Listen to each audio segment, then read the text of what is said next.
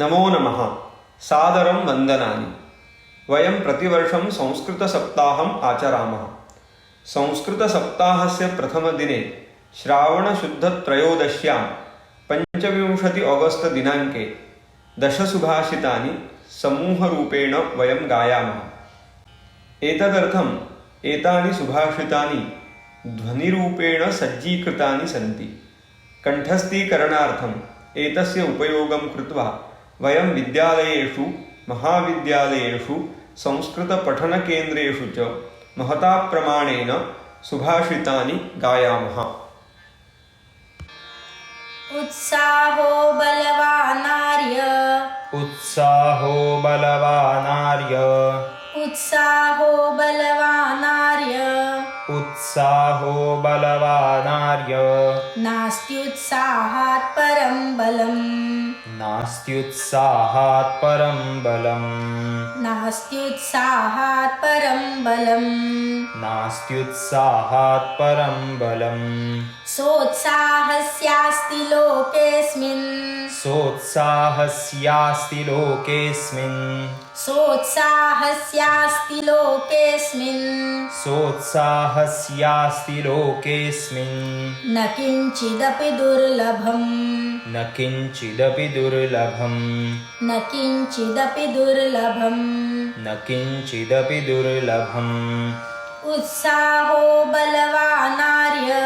नास्त्युत्साहात् परं बलम्, उत्साहो बलवानार्य, नास्त्युत्साहात् परं बलम्, उत्साहो बलवानार्य, नास्त्युत्साहात् परं बलम्, उत्साहो बलवानार्य, नास्त्युत्साहात् परं बलम्, सोत्साहस्यास्ति लोकेऽस्मिन्, न किञ्चिदपि दुर्लभम्, सोत्साहस्यास्ति लोकेऽस्मिन्, न किञ्चिदपि दुर्लभम्, सोत्साहस्यास्ति लोकेऽस्मिन्, न किञ्चिदपि दुर्लभम्, सोत्साहस्यास्ति लोकेऽस्मिन्, न किञ्चिदपि दुर्लभम्, उत्साहो बलवानार्य, नास्त्युत्साहात् परं बलम्, सोत्साहस्यास्ति लोकेऽस्मिन्, न किञ्चिदपि दुर्लभम्, उत्साहो बलवानार्य, नास्त्युत्साहात् परं बलम्, सोत्साहस्यास्ति लोकेऽस्मिन्, न किञ्चिदपि दुर्लभम्, निर्वनो वध्यते व्याघ्रो, निर्वनो वध्यते व्याघ्रो, निर्वनो वध्यते व्याघ्रो, निर्वनो वध्यते व्याघ्रो, निर्व्याघ्रं छिद्यते वनम्, निर्व्याघ्रं छिद्यते वनम्, निर्व्याघ्रं छिद्यते वनम्, निर्व्याघ्रं छिद्यते वनम्, तस्मात् व्याघ्रो वनं रक्षेत्, तस्मात् व्याघ्रो वनं रक्षेत्, तस्मात् व्याघ्रो वनं रक्षेत्, तस्मात् व्याघ्रो वनं रक्षेत्, वनं व्याघ्रं च पालयेत्, वनं व्याघ्रं च पालयेत्, वनं व्याघ्रं च पालयेत्, वनं व्याघ्रं च पालयेत्, निर्वनो वध्यते व्याघ्रो, निर्व्याघ्रं छिद्यते वनम्, निर्वनो वध्यते व्याघ्रो, निर्व्याघ्रं छिद्यते वनम्, निर्वनो वध्यते व्याघ्रो, निर्व्याघ्रं छिद्यते वनम्, निर्वनो वध्यते व्याघ्रो, निर्व्याघ्रं छिद्यते वनम्, तस्मात् व्याघ्रो वनं रक्षेत्, वनं व्याघ्रं च पालयेत्, तस्मात् व्याघ्रो वनं रक्षेत्, वनं व्याघ्रं च पालयेत्, तस्मात् व्याघ्रो वनं रक्षेत्, वनं व्याघ्रं च पालयेत्, तस्मात् व्याघ्रो वनं रक्षेत्, वनं व्याघ्रं च पालयेत्, निर्वनो वध्यते व्याघ्रो, निर्व्याघ्रं छिद्यते वनम्, तस्मात् व्याघ्रो वनं रक्षेत् वनं व्याघ्रं च पालयेत् निर्वनो वध्यते व्याघ्रो निर्व्याघ्रं छिद्यते वनं तस्माद् व्याघ्रो वनं रक्षेत् वनं व्याघ्रं च पालयेत् क्षणशः कणशश्चैव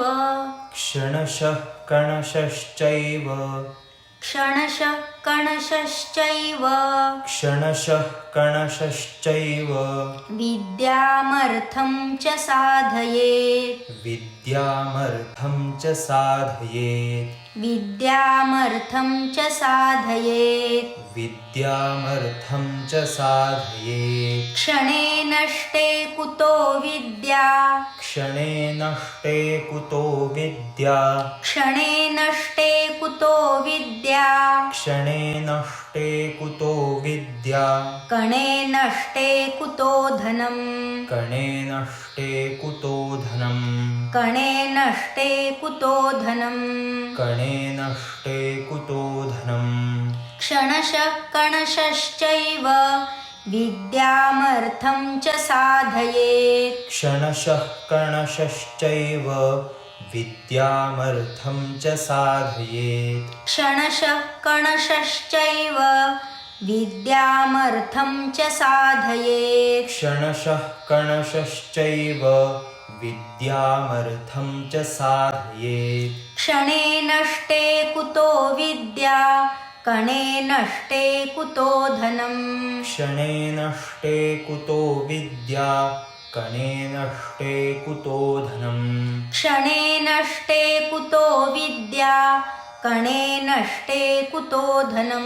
क्षणे नष्टे कुतो विद्या कणे नष्टे कुतो धनं क्षणशः कणशश्चैव विद्यामर्थं च साधयेत् क्षणे नष्टे कुतो विद्या कणे नष्टे कुतो धनं क्षणशः कणशश्चैव विद्यामर्थं च साधयेत् क्षणे नष्टे कुतो विद्या कणे नष्टे कुतो धनम्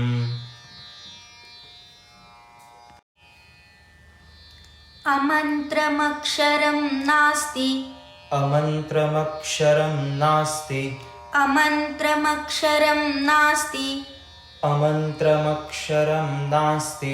नास्ति मूलमनौषधम् नास्ति मूलमनौषधम् नास्ति मूलमनौषधम् नास्ति मूलमनौषधम् अयोग्यः पुरुषो नास्ति अयोग्यः पुरुषो नास्ति अयोग्यः पुरुषो नास्ति अयोग्यः पुरुषो नास्ति योजकस्तत्र दुर्लभः योजकस्तत्र दुर्लभः योजकस्तत्र दुर्लभः योजकस्तत्र दुर्लभः अमन्त्रमक्षरं नास्ति नास्ति मूलमनौषधम् अमन्त्रमक्षरं नास्ति नास्ति मूलमनौषधम् अमन्त्रमक्षरं नास्ति नास्ति मूलमनौषधम् अमन्त्रमक्षरं नास्ति नास्ति मूलमनौषधम् अयोग्यः पुरुषो नास्ति योजकस्तत्र दुर्लभः अयोग्यः पुरुषो नास्ति योजकस्तत्र दुर्लभः अयोग्यः पुरुषो नास्ति योजकस्तत्र दुर्लभः अयोग्यः पुरुषो नास्ति योजकस्तत्र दुर्लभः अमन्त्रमक्षरं नास्ति नास्ति मूलमनौषधम् अयोग्यः पुरुषो नास्ति योजकस्तत्र दुर्लभः अमन्त्रमक्षरं नास्ति नास्ति मूलमनौषधम् अयोग्यः पुरुषो नास्ति योजकस्तत्र दुर्लभः दशपुत्रसमा कन्या दशपुत्रसमा कन्या दशपुत्रसमा कन्या दशपुत्रसमा कन्या दशपुत्रान् प्रवर्धयन् दशपुत्रान् प्रवर्धयन् दशपुत्रान् प्रवर्धयन् दशपुत्रान् प्रवर्धयन् यत्फलं लभते मर्त्यस् यत्फलं लभते मर्त्यस् यत्फलं लभते मर्त्यस् यत्फलं लभते मर्त्यस् तल्लभ्यं कन्ययैकया तल्लभ्यं कन्ययैकया तल्लभ्यं कन्ययैकया तल्लभ्यं कन्ययैकया दशपुत्रसमा कन्या दशपुत्रान् प्रवर्धयन् दशपुत्रसमा कन्या दशपुत्रान् प्रवर्धयन् दशपुत्रसमा कन्या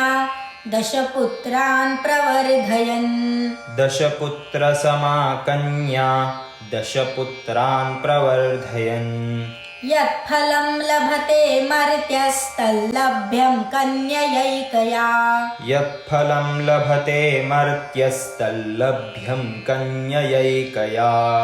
यत्फलं लभते मर्त्यस्तल्लभ्यं कन्ययैकया यत्फलं लभते मर्त्यस्तल्लभ्यं कन्ययैकया दशपुत्रसमा कन्या दशपुत्रान् प्रवर्धयन् यत्फलं लभते मर्त्यस्तल्लभ्यं कन्ययैकया दशपुत्रसमा कन्या दशपुत्रान् प्रवर्धयन् यत्फलं लभते मर्त्यस्तल्लभ्यं कन्ययैकया एकमप्यक्षरं यस्तु एकमप्यक्षरं यस्तु एकमप्यक्षरं यस्तु एकमप्यक्षरं यस्तु गुरुः शिष्यं प्रबोधयेत् गुरुः शिष्यं प्रबोधयेत् गुरुः शिष्यं प्रबोधयेत् गुरुः शिष्यं प्रबोधयेत् पृथिव्यां नास्ति तद्द्रव्यं पृथिव्यां नास्ति तद्द्रव्यं पृथिव्यां नास्ति तद्द्रव्यं पृथिव्यां नास्ति तद्द्रव्यं यद्दत्त्वा सो नृणी भवेत् यद्दत्त्वा सो नृणी भवेत् यद्दत्त्वा सो नृणी भवेत् यद्दत्त्वा सो नृणी भवेत् एकमप्यक्षरं यस्तु गुरुः शिष्यं प्रबोधयेत् एकमप्यक्षरं यस्तु गुरुः शिष्यं प्रबोधयेत् एकमप्यक्षरं यस्तु गुरुः शिष्यं प्रबोधयेत् एकमप्यक्षरं यस्तु गुरुः शिष्यं प्रबोधयेत् पृथिव्यां नास्ति तद्द्रव्यं यद्दत्त्वा सो नृणी भवेत् पृथिव्यां नास्ति तद्द्रव्यं यद्दत्त्वा सो नृणी भवेत् पृथिव्यां नास्ति तद्द्रव्यं यद्दत्त्वा सो नृणी भवेत् पृथिव्यां नास्ति तद्द्रव्यं यद्दत्त्वा सो नृणी भवेत् एकमप्यक्षरं यस्तु गुरुः शिष्यं प्रबोधयेत् पृथिव्यां नास्ति तद्द्रव्यं यद्दत्त्वा सो नृणी भवेत् एकमप्यक्षरं यस्तु गुरुः शिष्यं प्रबोधयेत् पृथिव्यां नास्ति तद्द्रव्यं यद्दत्त्वा सो नृणी भवेत् पृथिव्यां त्रीणि रत्नानि पृथिव्यां त्रीणि रत्नानि पृथिव्यां त्रीणि रत्नानि पृथिव्यां त्रीणि रत्नानि जलमन्नं सुभाषितम् जलमन्नं सुभाषितम् जलमन्नं सुभाषितम् जलमन्नं सुभाषितम् मूढैः पाषाणखण्डेषु मूढैः पाषाणखण्डेषु मूढैः पाषाणखण्डेषु मूढैः पाषाणखण्डेषु रत्नसंज्ञा विधीयते रत्नसंज्ञा विधीयते रत्नसंज्ञा विधीयते रत्नसंज्ञा विधीयते पृथिव्यां त्रीणि रत्नानि जलमन्नं सुभाषितम् पृथिव्यां त्रीणि रत्नानि जलमन्नं सुभाषितम् पृथिव्यां त्रीणि रत्नानि जलमन्नं सुभाषितम् पृथिव्यां त्रीणि रत्नानि जलमन्नं सुभाषितम् मूढैः पाषाणखण्डेषु रत्नसंज्ञा विधीयते मूढैः पाषाणखण्डेषु रत्नसंज्ञा विधीयते मूढैः पाषाणखण्डेषु रत्नसंज्ञा विधीयते मूढैः पाषाणखण्डेषु रत्नसंज्ञा विधीयते पृथिव्यां त्रीणि रत्नानि जलमन्नं सुभाषितम् मूढैः पाषाणखण्डेषु रत्नसंज्ञा विधीयते पृथिव्यां त्रीणि रत्नानि जलमन्नं सुभाषितम् मूढैः पाषाणखण्डेषु रत्नसंज्ञा विधीयते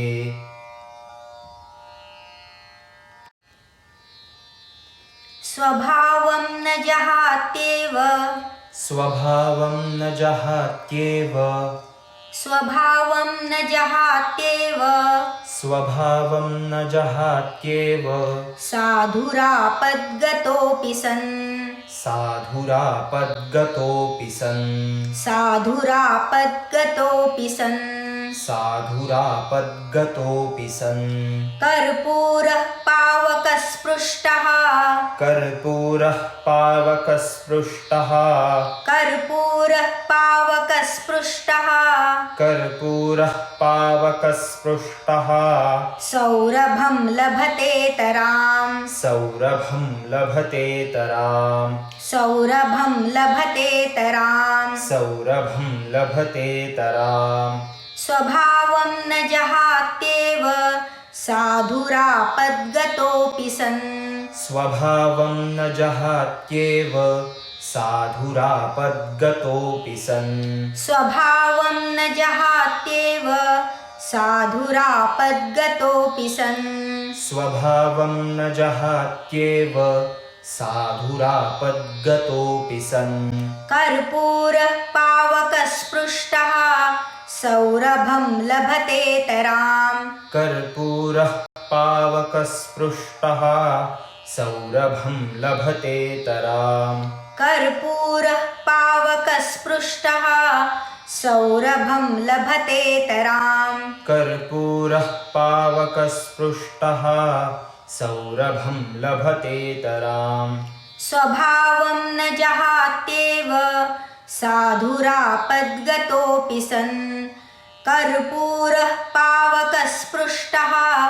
सौरभं लभतेतराम् स्वभावं न जहात्येव साधुरापद्गतोऽपि सन् कर्पूरः पावकस्पृष्टः सौरभं लभतेतराम् आत्मार्थं जीवलोकेऽस्मिन् आत्मार्थं जीवलोकेऽस्मिन् आत्मार्थं जीवलोकेऽस्मिन् आत्मार्थं जीवलोकेऽस्मिन्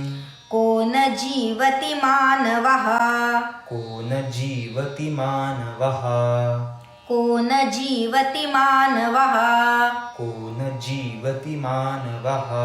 परं परोपकारार्थं परं परोपकारार्थं परं परोपकारार्थं परं परोपकारार्थं यो जीवति स जीवति यो जीवति स जीवति यो जीवति स जीवति यो जीवति स जीवति आत्मार्थं जीवलोकेऽस्मिन् को न जीवति मानवः आत्मार्थं जीवलोकेऽस्मिन् को न जीवति मानवः आत्मार्थं जीवलोकेऽस्मिन् को न जीवति मानवः आत्मार्थं जीवलोकेऽस्मिन् को न जीवति मानवः परं परोपकारार्थं यो जीवति स जीवति परं परोपकारार्थं यो जीवति स जीवति परं परोपकारार्थं यो जीवति स जीवति परं परोपकारार्थं यो जीवति स जीवति आत्मार्थं जीवलोकेऽस्मिन् को न जीवति मानवः परं परोपकारार्थं यो जीवति स जीवति आत्मार्थं जीवलोकेऽस्मिन् को न जीवति मानवः परं परोपकारार्थं यो जीवति स जीवति अमृतं संस्कृतं मित्र अमृतं संस्कृतं मित्र अमृतं संस्कृतं मित्र अमृतं संस्कृतं मित्र सरसं सरलं वचः सरसं सरलं वचः सरसं सरलं वचः सरसं सरलं वचः एकतामूलकं राष्ट्रे एकतामूलकं राष्ट्रे एकतामूलकं राष्ट्रे एकतामूलकं राष्ट्रे ज्ञानविज्ञानपोषकम् ज्ञानविज्ञानपोषकम् ज्ञानविज्ञानपोषकम् ज्ञानविज्ञानपोषकम् अमृतं संस्कृतं मित्र सरसं सरलं वचः अमृतं संस्कृतं मित्र सरसं सरलं वचः अमृतं संस्कृतं मित्र सरसं सरलं वचः अमृतं संस्कृतं मित्र सरसं सरलं वचः एकतामूलकं राष्ट्रे ज्ञानविज्ञानपोषकम् एकतामूलकं राष्ट्रे ज्ञानविज्ञानपोषकम् एकतामूलकं राष्ट्रे ज्ञानविज्ञानपोषकम् एकतामूलकं राष्ट्रे ज्ञानविज्ञानपोषकम् अमृतं संस्कृतं मित्र सरसं सरलं वचः एकतामूलकं राष्ट्रे ज्ञानविज्ञानपोषकम् अमृतं संस्कृतं मित्र सरसं सरलं वचः एकतामूलकं राष्ट्रे ज्ञानविज्ञानपोषकम्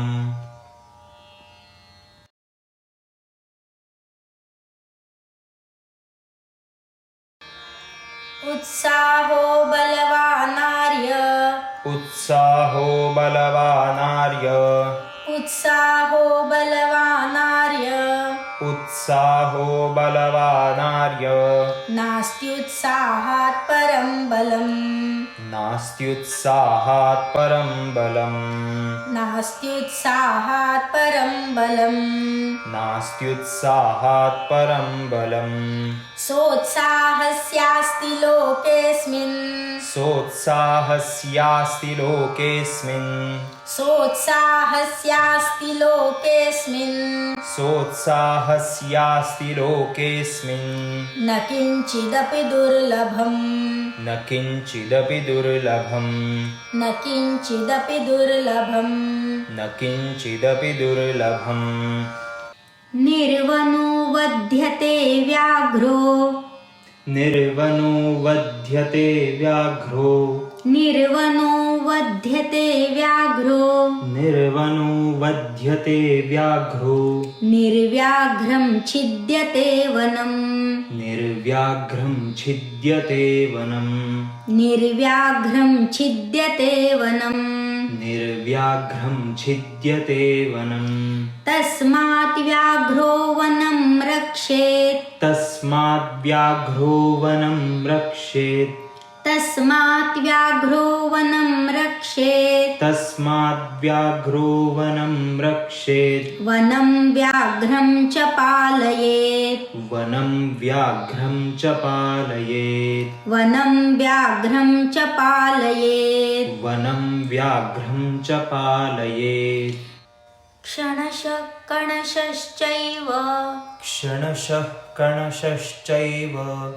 क्षणशः कणशश्चैव क्षणशः कणशश्चैव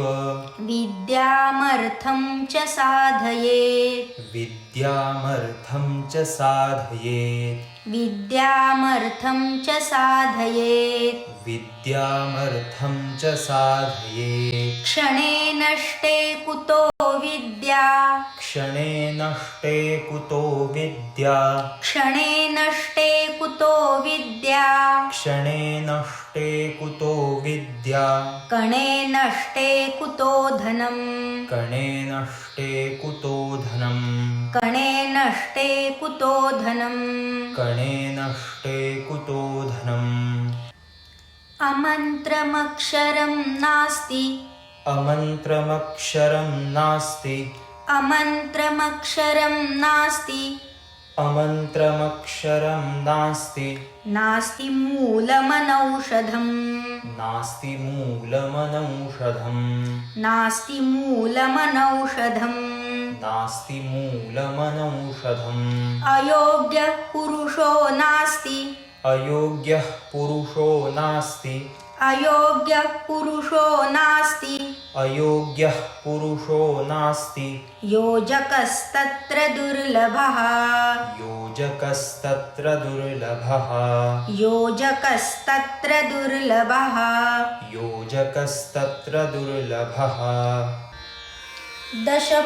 दशपुत्रसमाकन्या दशपुत्रसमाकन्या दशपुत्रसमाकन्या दशपुत्रसमाकन्या दशपुत्रान् प्रवर्धयन् दशपुत्रान् प्रवर्धयन् दशपुत्रान् प्रवर्धयन् दशपुत्रान् प्रवर्धयन् यत्फलं लभते मर्त्यस् यत्फलं लभते मर्त्यस् यत्फलं लभते मर्त्यस् यत्फलं लभते मर्त्यस् तल्लभ्यं कन्ययैकया तल्लभ्यं कन्ययैकया तल्लभ्यं कन्ययैकया तल्लभ्यं कन्ययैकया एकमप्यक्षरं यस्तु एकमप्यक्षरं यस्तु एकमप्यक्षरं यस्तु एकमप्यक्षरं यस्तु गुरुः शिष्यं प्रबोधयेत् गुरुः शिष्यं प्रबोधयेत् गुरुः शिष्यं प्रबोधयेत् गुरुः शिष्यं प्रबोधयेत् पृथिव्यां नास्ति तद्द्रव्यं पृथिव्यां नास्ति तद्द्रव्यं पृथिव्यां नास्ति तद्द्रव्यं पृथिव्यां नास्ति तद्द्रव्यं यद्दत्त्वा सो नृणी भवेत् यद्दत्त्वा सो नृणी भवेत् यद्दत्त्वा सो नृणी भवेत् यद्दत्त्वा सो नृणी भवेत् पृथिव्यां त्रीणि रत्नानि पृथिव्यां त्रीणि रत्नानि पृथिव्यां त्रीणि रत्नानि पृथिव्यां त्रीणि रत्नानि जलमन्नं सुभाषितम् जलमन्नं सुभाषितम् जलमन्नं सुभाषितम् जलमन्नं सुभाषितम् मूढैः पाषाणखण्डेषु मूढैः पाषाणखण्डेषु मूढैः पाषाणखण्डेषु मूढैः पाषाणखण्डेषु रत्नसंज्ञा विधीयते रत्नसंज्ञा विधीयते रत्नसंज्ञा विधीयते रत्नसंज्ञा विधीयते स्वभावं न जहात्येव स्वभावं न जहात्येव स्वभावं न जहात्येव स्वभावं न जहात्येव साधुरापद्गतोऽपि सन् साधुरापद्गतोऽपि सन् साधुरापद्गतोऽपि सन् साधुरापद्गतोऽपि सन् कर्पूरः पावकस्पृष्टः कर्पूरः पावकस्पृष्टः कर्पूरः पावकस्पृष्टः कर्पूरः पावकस्पृष्टः सौरभं लभतेतराम् सौरभं लभतेतराम् सौरभं लभतेतराम् सौरभं लभतेतराम् आत्मार्थं जीवलोकेऽस्मिन् आत्मार्थं जीवलोकेऽस्मिन् आत्मार्थं जीवलोकेऽस्मिन् आत्मार्थं जीवलोकेऽस्मिन् को न जीवति मानवः को न जीवति मानवः को न जीवति मानवः को न जीवति मानवः परं परोपकारार्थं परं परोपकारार्थं परं परोपकारार्थं परं परोपकारार्थं यो जीवति स जीवति यो जीवति स जीवति यो जीवति स जीवति यो जीवति स जीवति अमृतं संस्कृतं मित्र अमृतं संस्कृतं मित्र अमृतं संस्कृतं मित्र अमृतं संस्कृतं मित्र सरसं सरलं वचः सरसं सरलं वचः सरसं सरलं वचः सरसं सरलं वचः एकतामूलकं राष्ट्रे एकतामूलकं राष्ट्रे एकतामूलकं राष्ट्रे एकतामूलकं राष्ट्रे ज्ञानविज्ञानपोषकम् ज्ञानविज्ञानपोषकम् ज्ञानविज्ञानपोषकम् ज्ञानविज्ञानपोषकम्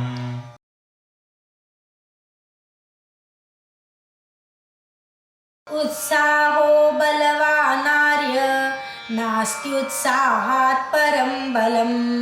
उत्साहो बलवानार्य नास्त्युत्साहात् परं बलम् उत्साहो बलवानार्य नास्त्युत्साहात् परं बलम् उत्साहो बलवानार्य नास्त्युत्साहात् परं बलम् सोत्साहस्यास्ति लोकेऽस्मिन् न किञ्चिदपि दुर्लभम् सोत्साहस्यास्ति लोकेऽस्मिन् न किञ्चिदपि दुर्लभम् सोत्साहस्यास्ति लोकेऽस्मिन् न किञ्चिदपि दुर्लभम् सोत्साहस्यास्ति लोकेऽस्मिन् न किञ्चिदपि दुर्लभम् निर्वनो वध्यते व्याघ्रो निर्व्याघ्रं छिद्यते वनम् निर्वनो वध्यते व्याघ्रो निर्व्याघ्रं छिद्यते वनम् निर्वनो वध्यते व्याघ्रो निर्व्याघ्रं छिद्यते वनम् निर्वनो वध्यते व्याघ्रो निर्व्याघ्रं छिद्यते वनम् तस्मात् व्याघ्रो वनं रक्षेत् वनं व्याघ्रं च पालयेत् तस्मात् व्याघ्रो वनं रक्षेत् वनं व्याघ्रं च पालयेत् तस्मात् व्याघ्रो वनं रक्षेत् वनं व्याघ्रं च पालयेत् तस्मात् व्याघ्रो वनं रक्षेत् वनं व्याघ्रं च पालयेत् क्षणशः कणशश्चैव विद्यामर्थं च साधयेत् क्षणशः कणशश्चैव विद्यामर्थं च साधयेत् क्षणशः कणशश्चैव विद्यामर्थं च साधयेत् क्षणशः कणशश्चैव विद्यामर्थं च साधयेत् क्षणे नष्टे कुतो विद्या कणे नष्टे कुतो धनम् क्षणे नष्टे कुतो विद्या कणे नष्टे कुतो धनम् क्षणे नष्टे कुतो विद्या कणे नष्टे कुतो धनम् क्षणे नष्टे कुतो विद्या कणे नष्टे कुतो धनम् अमन्त्रमक्षरं नास्ति नास्ति मूलमनौषधम् अमन्त्रमक्षरं नास्ति नास्ति मूलमनौषधम् अमन्त्रमक्षरं नास्ति नास्ति मूलमनौषधम् अमन्त्रमक्षरं नास्ति नास्ति मूलमनौषधम् अयोग्यः पुरुषो नास्ति योजकस्तत्र दुर्लभः अयोग्यः पुरुषो नास्ति योजकस्तत्र दुर्लभः अयोग्यः पुरुषो नास्ति योजकस्तत्र दुर्लभः अयोग्यः पुरुषो नास्ति योजकस्तत्र दुर्लभः दशपुत्रसमा कन्या दशपुत्रान् प्रवर्धयन् दशपुत्रसमा कन्या दशपुत्रान् प्रवर्धयन् दशपुत्रसमा कन्या दशपुत्रान् प्रवर्धयन् दशपुत्रसमा कन्या दशपुत्रान् प्रवर्धयन् यत्फलं लभते मर्त्यस्तल्लभ्यं कन्ययैकया यत्फलं लभते मर्त्यस्तल्लभ्यं कन्ययैकया यत्फलं लभते मर्त्यस्तल्लभ्यं कन्ययैकया यत्फलं लभते मर्त्यस्तल्लभ्यं कन्ययैकया एकमप्यक्षरं यस्तु गुरुः शिष्यं प्रबोधयेत् एकमप्यक्षरं यस्तु गुरुः शिष्यं प्रबोधयेत् एकमप्यक्षरं यस्तु गुरुः शिष्यं प्रबोधयेत् एकमप्यक्षरं यस्तु गुरुः शिष्यं प्रबोधयेत् पृथिव्यां नास्ति तद्द्रव्यं यद्दत्त्वा सो नृणी भवेत् पृथिव्यां नास्ति तद्द्रव्यं यद्दत्त्वा सो नृणी भवेत् पृथिव्यां नास्ति तद्द्रव्यं यद्दत्त्वा सो नृणी भवेत् पृथिव्यां नास्ति तद्द्रव्यं यद्दत्त्वा सो नृणी भवेत् पृथिव्यां त्रीणि रत्नानि जलमन्नं सुभाषितम् पृथिव्यां त्रीणि रत्नानि जलमन्नं सुभाषितम् पृथिव्यां त्रीणि रत्नानि जलमन्नं सुभाषितम् पृथिव्यां त्रीणि रत्नानि जलमन्नं सुभाषितम् मूढैः पाषाणखण्डेषु रत्नसंज्ञा विधीयते मूढैः पाषाणखण्डेषु रत्नसंज्ञा विधीयते मूढैः पाषाणखण्डेषु रत्नसंज्ञा विधीयते मूढैः पाषाणखण्डेषु रत्नसंज्ञा विधीयते स्वभावं न जहात्येव साधुरापद्गतोऽपि सन् स्वभावं न जहात्येव साधुरापद्गतोऽपि सन् स्वभावं न जहात्येव साधुरापद्गतोऽपि सन् स्वभावं न जहात्येव साधुरापद्गतोऽपि सन् कर्पूरः पावकस्पृष्टः सौरभं लभतेतराम् कर्पूरः पावकस्पृष्टः सौरभं लभतेतराम् कर्पूरः पावकस्पृष्टः सौरभं लभतेतराम् कर्पूरः पावकस्पृष्टः सौरभं लभतेतराम् आत्मार्थं जीवलोकेऽस्मिन् को न जीवति मानवः आत्मार्थं जीवलोकेऽस्मिन् को न जीवति मानवः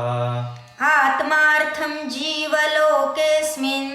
को न जीवति मानवः आत्मार्थं जीवलोकेऽस्मिन् को न जीवति मानवः परं परोपकारार्थं यो जीवति स जीवति परं परोपकारार्थं यो जीवति स जीवति परं परोपकारार्थं यो जीवति स जीवति परं परोपकारार्थं यो जीवति स जीवति अमृतं संस्कृतं मित्र सरसं सरलं वचः अमृतं संस्कृतं मित्र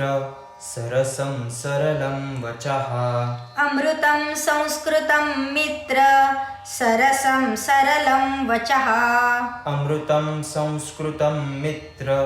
सरसं सरलं वचः एकतामूलकं राष्ट्रे ज्ञानविज्ञानपोषकम् एकतामूलकं राष्ट्रे ज्ञानविज्ञानपोषकम् एकतामूलकं राष्ट्रे ज्ञानविज्ञानपोषकम् एकतामूलकं राष्ट्रे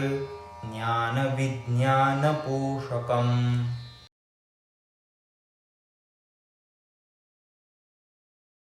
उत्साहो बलवानार्य नास्त्युत्साहात् परं बलम् सोत्साहस्यास्ति लोकेऽस्मिन् न किञ्चिदपि दुर्लभम् उत्साहो बलवानार्य नास्त्युत्साहात् परं बलम् सोत्साहस्यास्ति लोकेऽस्मिन् न किञ्चिदपि दुर्लभम् निर्वनो वध्यते व्याघ्रो निर्व्याघ्रं छिद्यते वनं तस्मात् व्याघ्रो वनं रक्षेत् वनं व्याघ्रं च पालयेत् निर्वनो वध्यते व्याघ्रो निर्व्याघ्रं छिद्यते वनं तस्मात् व्याघ्रो वनं रक्षेत् वनं व्याघ्रं च पालयेत् क्षणशः कणशश्चैव विद्यामर्थं च साधयेत् क्षणे नष्टे कुतो विद्या कणे नष्टे कुतो धनम् क्षणशः कणशश्चैव विद्यामर्थं च साधयेत् क्षणे नष्टे कुतो विद्या कणे नष्टे कुतो धनम् अमन्त्रमक्षरं नास्ति नास्ति मूलमनौषधम् अयोग्यः पुरुषो नास्ति योजकस्तत्र दुर्लभः अमन्त्रमक्षरं नास्ति नास्ति मूलमनौषधम् अयोग्यः पुरुषो नास्ति योजकस्तत्र दुर्लभः दशपुत्रसमा कन्या दशपुत्रान् प्रवर्धयन् यत्फलं लभते मर्त्यस्तल्लभ्यं कन्ययैकया दशपुत्रसमा कन्या दशपुत्रान् प्रवर्धयन् यत्फलं लभते मर्त्यस्तल्लभ्यं कन्ययैकया एकमप्यक्षरं यस्तु गुरुशिष्यं प्रबोधयेत् पृथिव्यां नास्ति तद्द्रव्यं यद्दत्त्वा सो नृणी भवेत् एकमप्यक्षरं यस्तु गुरुशिष्यं प्रबोधयेत् पृथिव्यां नास्ति तद्द्रव्यं यद्दत्त्वा सो नृणी भवेत् पृथिव्यां त्रीणि रत्नानि जलमन्नं सुभाषितम् मूढैः पाषाणखण्डेषु रत्नसंज्ञा विधीयते पृथिव्यां त्रीणि रत्नानि जलमन्नं सुभाषितं मूढैः पाषाणखण्डेषु रत्नसंज्ञा विधीयते स्वभावं न जहात्येव साधुरापद्गतोऽपि सन् कर्पूरः पावकस्पृष्टः सौरभं लभतेतराम् स्वभावं न जहात्येव साधुरापद्गतोऽपि सन् कर्पूरः पावकस्पृष्टः सौरभं लभतेतराम् आत्मार्थं जीवलोकेऽस्मिन् को न जीवति मानवः परं परोपकारार्थं यो जीवति स जीवति आत्मार्थं जीवलोकेऽस्मिन् को न जीवति मानवः परं परोपकारार्थं यो जीवति स जीवति अमृतं संस्कृतं मित्र सरसं सरलं वचः एकतामूलकं राष्ट्रे ज्ञानविज्ञानपोषकम् अमृतं संस्कृतं मित्र सरसं सरलं वचः एकतामूलकं राष्ट्रे ज्ञानविज्ञानपोषकम्